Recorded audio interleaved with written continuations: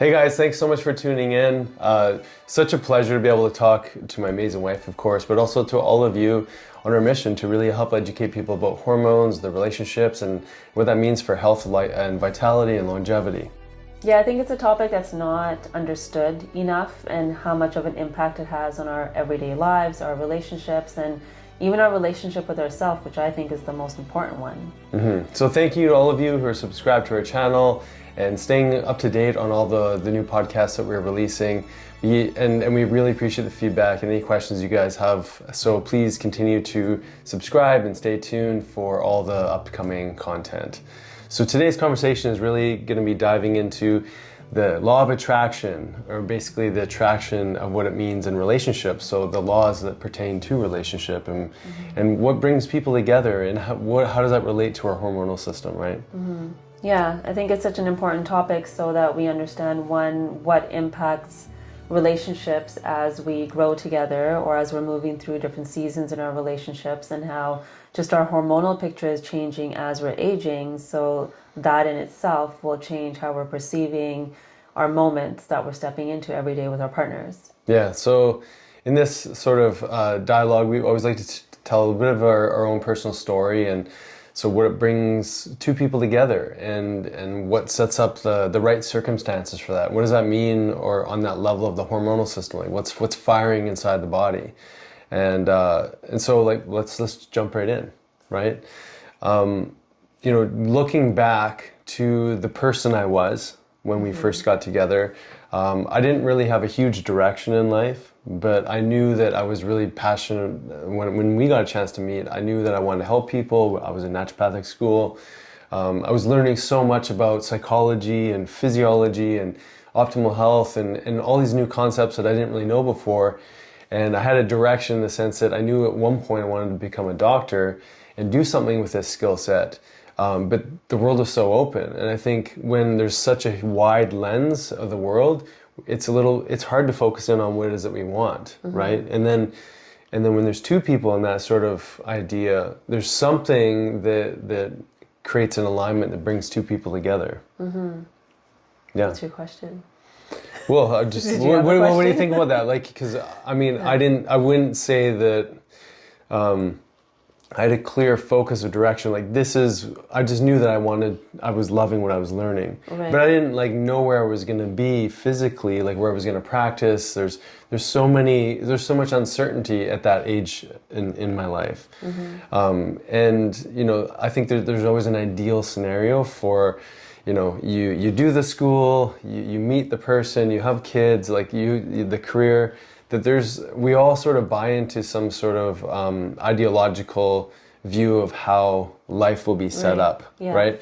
But at the age where a lot of people are meeting one another, there's so much uncertainty in the world. Yeah, that's what I was just going to say right Yeah. now. So normally, like, that's happening in our, say, 20s. Yeah. When we're really just trying to figure out who we are, what our place is in the world, and why we're even here, and then throw in an element of relationship and trying to figure that out with somebody else can bring up challenges where we maybe choose paths that aren't even ours, but it's comfortable for that relationship in that moment, or we deny ourselves the curiosity of what could be because we're maybe stepping into a new relationship and wanting to put our best foot forward and compromise even the things that we want for ourselves. Or we end up aligning with somebody that's on a similar curiosity path, and then we help each other. So I think there's so much variability in that time of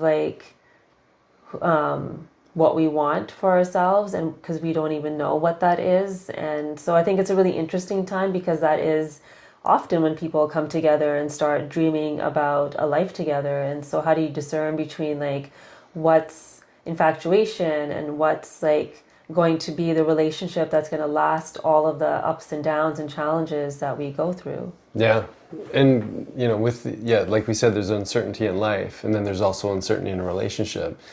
And then what are some of the forces or dynamics that are keeping people together so that they decide to enter into that dream together of marriage and whatever else comes after that?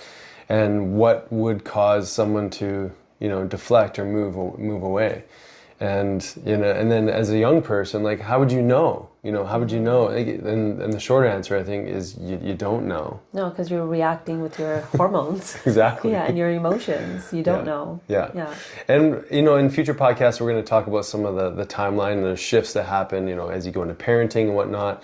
But I think, sort of taking that example of someone in their sort of early 20s to 30, men and women should be in their prime of their hormonal life, in the sense that, testosterone should be at its highest. Estrogen, progesterone for women should be nicely balanced for the most part. We're talking about ideal scenarios, not necessarily the norm that's Not out there. often reality. Yeah. Not often the reality. But we can imagine that, like, there's this hormonal surge that's definitely apparent in younger people that is contributing to a desire for connection, desire for intimacy, desire for attraction.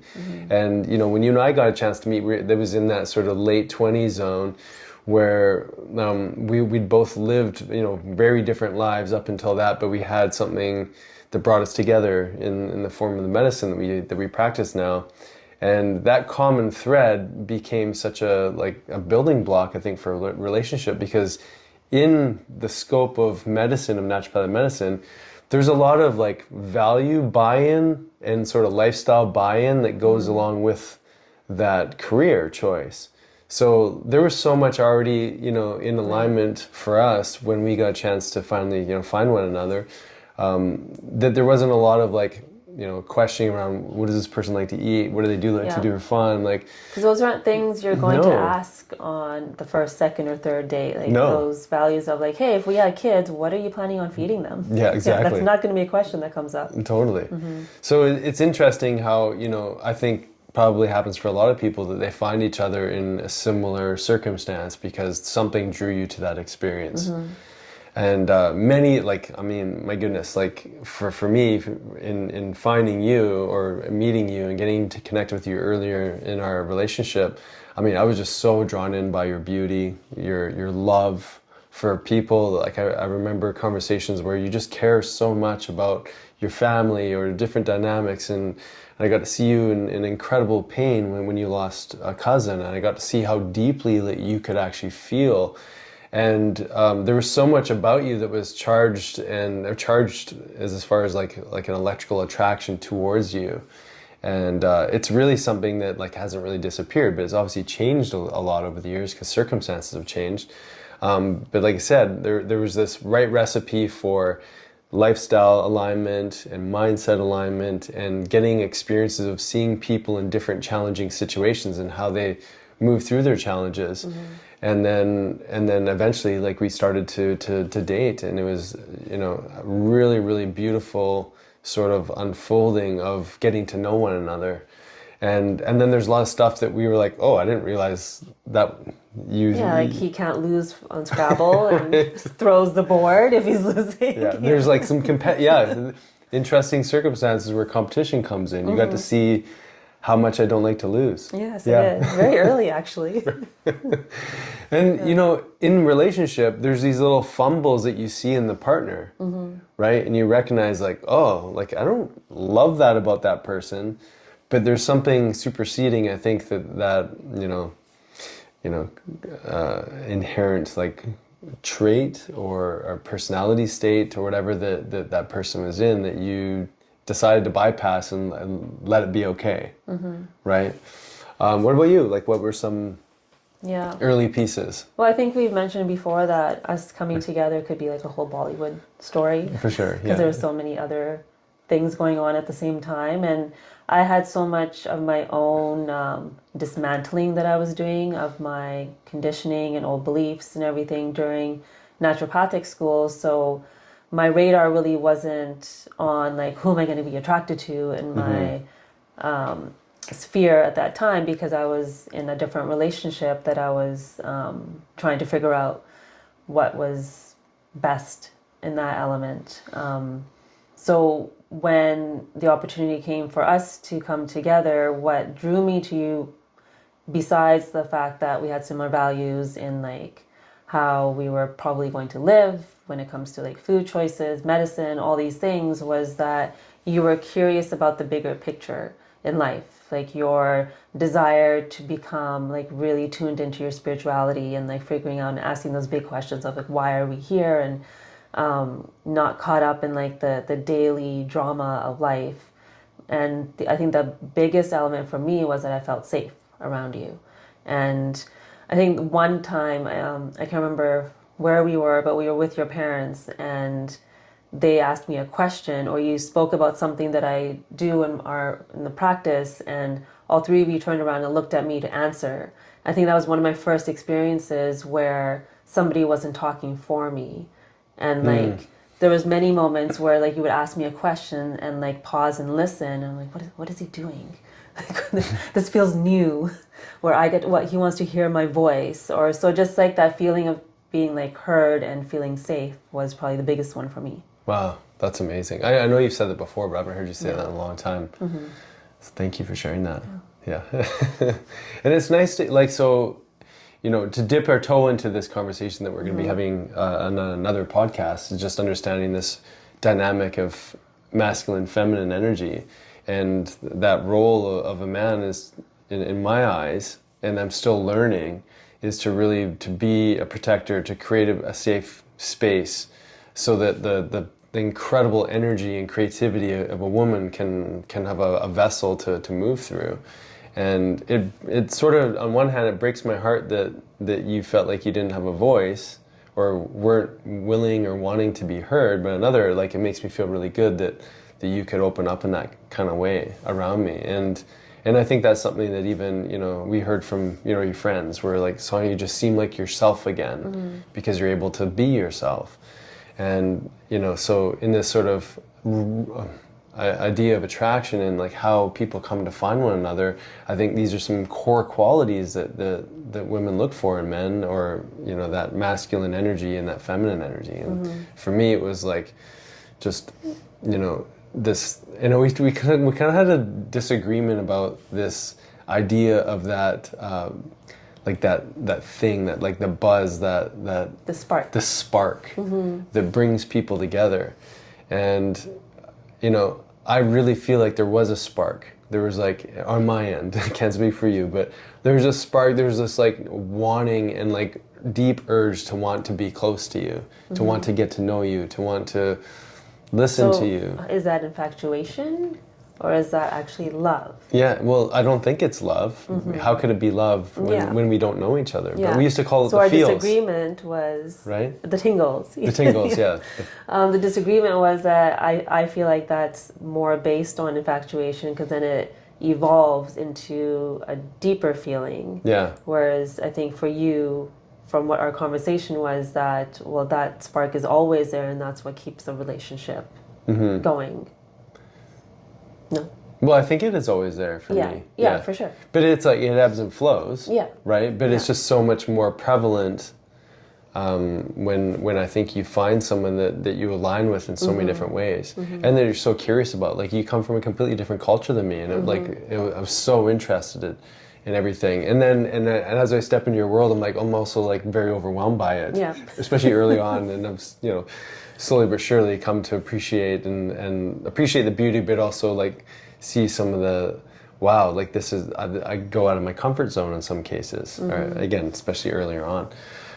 Anyways, I don't want to get too, you know, sidetracked on this, but I think it's important to understand that like there is some form of like really intense hormonal synergy attraction that's happening that I think lines up as a result of being able to be in rapport, being able to communicate, having some things that definitely have in common, and then having a physical attraction, obviously, and then this sort of hormonal synergy. Because there's like, I remember times when we were like studying together, and it was like, I couldn't focus on what we were studying because I was just so like, oh my God, I'm sick beside her. This is amazing. And like it's like the hormones just take over.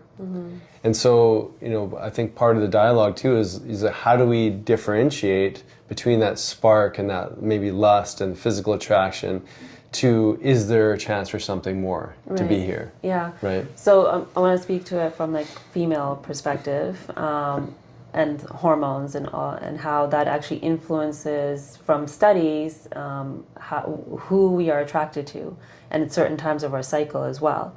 So when estrogen is high, estrogen loves testosterone. So women that have good levels of estrogen, especially in their follicular phase leading up to ovulation, when there's an opportunity to assess certain genes in your partner, they are more attracted to men that have more like strong jawlines and just have certain physical features that might be related to higher levels of testosterone and immune system and all these things, that because then that signals the subconscious that the gene pool that I will receive from this person will help my offspring move forward, will help the generation move forward.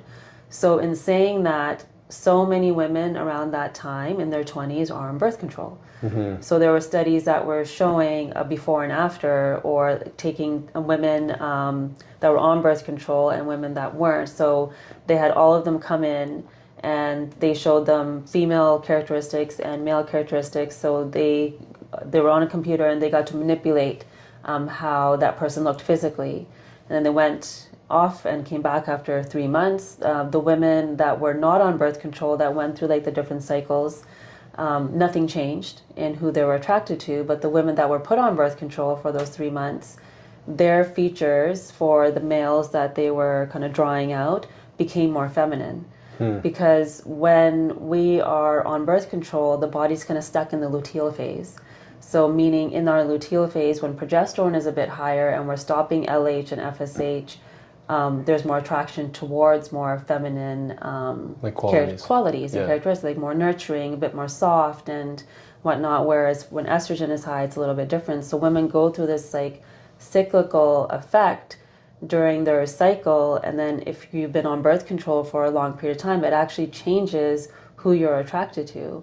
And for some women, it actually creates like a numbness too, where they can't feel that spark because of what birth control is doing. So it really changes the trajectory of one's life when they're making choices while on this like synthetic hormones. So it goes to show our hormones are always at play when it comes to our like daily life decisions and like life partner decisions. And that's significant, right? I mean, we also know when on birth control pill, SHBG levels go up. Yeah. Sex hormone binding globulin goes up, which then has a massive interference even on testosterone availability, but all the hormones. So, you know, your body produces this liver in response to these outside estrogens, right? And external toxins and other things in our environment that are creating stress on our body. Our liver manufactures the sex hormone binding globulin, which then interferes with the ability of that hormone to do its thing inside the cell, to create that activity, to produce growth, to produce all the communication for our genes to operate in a specific kind of way.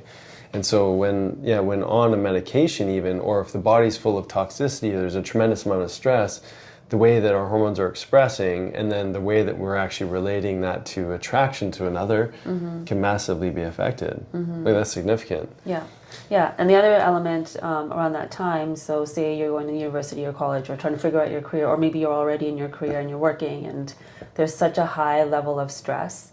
And then there's our lifestyle during those years too, which will also impact that hormonal picture. So it's harder to access oxytocin and some of these hormones that actually help us feel more connected. So again, not to say that everyone that's made a decision to have a partner in their 20s is making the wrong decision, but I think it's just so interesting that like who's actually in the driver's seat when it comes to making these life decisions. Yeah, that's crazy. I mean, if I think back to just different, people that came in, it could even be friendships. If your body is dealing with more stress, more trauma and whatnot, and your worldview is a certain way, you will attract people, circumstances, situations towards you that are going to match that, right? We know that. I mean, that's sort of also the law of attraction, right? But in the realm of relationship, if our hormones are being massively affected because we're not, doing the exercise, we're not taking care of ourselves through our food, if we're not creating strong boundaries for relationships, we're going to create a life that's going to mirror that for us, and our hormones are going to respond accordingly, right? Which has a huge impact on even our ability to show up in a relationship. So once that relationship is established, there's a lot of things that can affect our hormones, which then affect the quality of that relationship. Right. Yeah. So what are some other things you think are important on the sort of dialogue of hormones and attraction and sort of those early 20 to 30s Yeah. that are important to discuss. Yeah, I think understanding, like you were saying, that usually you're kind of at a peak, or you should be, especially up until 25. So 25 is when a lot of our hormones, like progesterone and testosterone, they start to decline. And I also think 25 is an interesting, like, we call it the quarter life crisis. Some people will frame it that way because there's so much change happening in our physiology. The brain is now fully kind of developed, like the frontal lobe. Your hormones are starting to decline. So there's some like steadiness all of a sudden showing up, but then in that there's some questioning of like, oh, what have I been doing up until this point? Same thing that happens for a lot of people in transition into like andropause or perimenopause and menopause. I think 25, that's like a really important year, or 27, I think it is for men, and then 29 for women. I can't remember what the 7-9 year cycles. So I think those times there's such a time of questioning that what we do, like our daily habits, how we're eating, how we're sleeping, how we're moving, all of these things are impacting our stress hormones like cortisol, which then impact how we're expressing those sex hormones and how we feel about ourselves. Or so they're also affecting our confidence, our self-esteem, and how we're going to even show up. And like you said, with law of attraction, we're going to attract the vibration that we're creating. So the vibration we're creating often during that time isn't truly who we are. Yeah. Yeah, totally. If I could, or we talk about this with our kids, if we could somehow imprint a message for them around relationships, it would be keep realigning with your purpose and find out what is it you want. Like get really clear on, your goals, your intentions that you have for yourself, because as soon as a relationship begins, there's such a momentum towards togetherness and what that means, and that there's this distraction from who you are. And obviously we can't control what happens when our kids hit their 20s, Right. but Because the movies tell us that that then completes you. right. But what we want to instill is that you're already whole, and then if you show up whole in that relationship, you're not looking for that person to step in and fill some void that you're feeling, but instead you're taking responsibility for who you are, where you want to be. And we talked earlier today about like how that is actually attractive to both males and females, when you're with somebody that can step into their power and can step into their lane and know what it is that they want for themselves. Yeah, definitely. You can use the example of some of the patients that you see, women in their like postmenopausal years. They're not feeling that physical attraction to their partner anymore. And when you bring hormones back in, it's, you've said before that it actually like saved the marriage, so to speak. Because now there's this feeling of vitality again that brings that physical connection again. Because as we move through like our mid 40s to our 50s and beyond, there seems to be more of a physical separation that can happen to some degree, especially like after kids or during those years of like early childhood. That there's this more of this physical separation, because there has to be in order to take care of kids and whatnot. But then menopause comes and andropause comes, and so what is the role of hormones at that stage of life? I thought we were just focusing on that. No, I know, but like, I mean, just as an example, when hormones are reintroduced. Oh, I see. Like there's this like new vitality and desire for physical connection again. Yeah. So we often talk about like there's a chronological age. Like we're 43 now, so that's the number. But our physiological age can match when we were 23, and a lot of that has to do with how our hormones are functioning. So often when we bring back some of these hormones, and that's not just taking the bioidentical, but doing the work, the detoxing, so that there's more efficiency in somebody's system to actually absorb these hormones, all of a sudden, the individual's perception on themselves starts to change, because now they feel more vital, more attractive, more motivated. Like testosterone's a huge motivator, and so is estrogen. So if those are declining, it's hard to feel motivated every day for life, and hard to share that energy with your partner. But once the hormones come back in, it just kind of clears that clutter, and that creates more space to get reconnected again. Yeah, definitely. And that's what I wanted to bring in, is this we can do things to bring in some of that vitality of our 20s to 30s through lifestyle and, in some cases BHRT. And it's like a new reference point, like, oh yeah, this is how I used to feel. Because I think that, through these interesting years of the 20s, the core theme is change.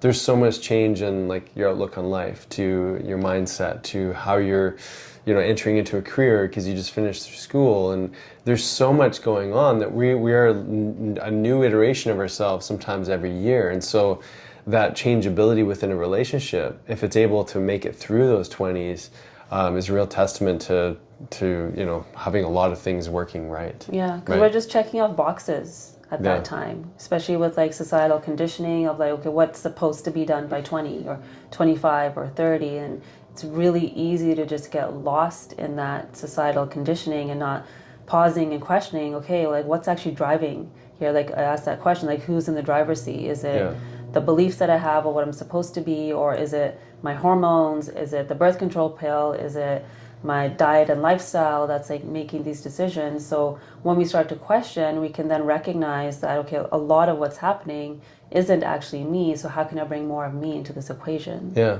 Well, you bring up an interesting point. I think that there is, something biological in nature that is driving, like let's say if kids are a desire for a woman to have, there must be a biological clock, a hormonal clock that is pushing a woman in that direction. Yeah. Would you say? For sure. I think in today's world, it kind of starts a little bit later because women are a bit more focused on finding themselves in those 20s. And usually the conversation doesn't start up until they're in their 30s and 35 really, because again, the conditioning by their doctor probably or society is that you are now a geriatric pregnancy after 35 because of those hormonal changes. And yes, there are real changes that are happening, but it doesn't mean that you can't get pregnant. But definitely there's this internal clock. I remember right after we got married and I was 30, I was already kind of thinking about it. I remember when we were looking for our first home, I don't think you had that on the radar at all. And the fact that the bedroom was upstairs, I was panicking inside. I'm like, what about the baby? The second bedroom was upstairs. The second bedroom was upstairs.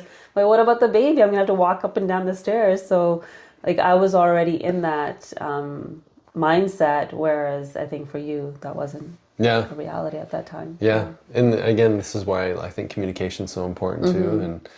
And but it's such an interesting time. So if we were to sort of like talk about an example from maybe a patient, that the common question that comes up, around the hormonal system, and there's all this volatility, there's all these changes that are happening in life because circumstances are so different from one year to the next in the 20s. Like what's a challenge that you've noticed with patients in this sort of timeline and what they're struggling with hormonally? Yeah, so I work with like young patients, teens, all the way up to I would say probably 60, and what I've noticed and seeing individuals move through relationships, especially their relationship with themselves, and now I'm talking more like male-female relationships. Like one example comes to mind. This woman, as soon as she started to get to really know her values, what she wanted for herself, assessing like the kind of partner she had been attracting to fill those voids that she grew up with because of her traumas and whatnot, attracted this one particular partner in the past little while that checked off some of the boxes around, being really soft and like heard her when she needed to be heard and just was there for her in that regard. But there was this element of not feeling safe in a sense that she couldn't just let go and be held by this individual because he wasn't on his path and was a bit more anchored into his yin energy. But because she had to be in her yang energy for so long to survive, she was now at a point where she wanted to be soft. She wanted to step into that, but then the two yins just didn't make sense. And so she broke up with that partner knowing that this wasn't going to last because she was looking for more of that container and somebody that would actually like hold space for her and be on his purpose as well. Yeah, that's so important. And this is kind of what we talked about, and I know from personal experience too, that if a relationship gets established before we really get direction in life, have a clear purpose, know ourselves a little bit more deeply, it gets really, it's easy to just fill a role. And I think, you know, with that example, it's likely that she actually invited that sort of first iteration of relationship into her life because it was maybe a little bit easier in this. And I think mirroring for her. Yeah, what she wants. Needed. Totally. Yeah, because she needed to step into more yin. So she was in her yang. So she attracted somebody that was in their yin, and that was good for a little while. Exactly. Until all of a sudden she started to recognize that's not the healthy place for her. Yeah. And then that's when change needed to happen. Yeah, beautiful. And so it was like a man in that opportunity, you know, hopefully that gentleman reflects on, you know, what happened in the relationship. Because I think often we don't do that. We often go like, the other person is the problem, right? It can't be me. Hopefully at some point we start to ask, okay, well, what can I take ownership of? And so, you know, for that sort of more young kind of masculine energy, it's like we need direction and purpose in life. We need to have something that we're striving towards. We need to have, like, be connected to a higher power so that we feel like we're in alignment. It's so that when we do attract that individual into our life, they can be that mirror for us, that mirror opposite, not being the exact same energetic force, right? And that's in like all relationships, even like male-male relationship, female-female. Totally, yeah. It's usually one has more of that yin energy and the other one has more of that yang energy, and that's what helps a relationship flow. Yeah, definitely. So hopefully you guys got some interesting nuggets on, you know, this sort of law of hormonal attraction, what that means in relationships, and some of the things that we've seen in our practice. And, you know, if we are sort of not feeling our best, if we're not feeling like we're on our purpose, on our direction, what are some of the things that you can do daily, right? To just start to take care of yourself. And we just did a hormone challenge. If you caught any of our previous podcasts from the past few weeks, we took about 120 people through this experience of getting in touch with our hormonal system. What does it mean to be more in balance, to feel more energetic and alive? And what are some of the things you can do on a daily basis? Because it's the little things that stack up over time that make a big difference, right?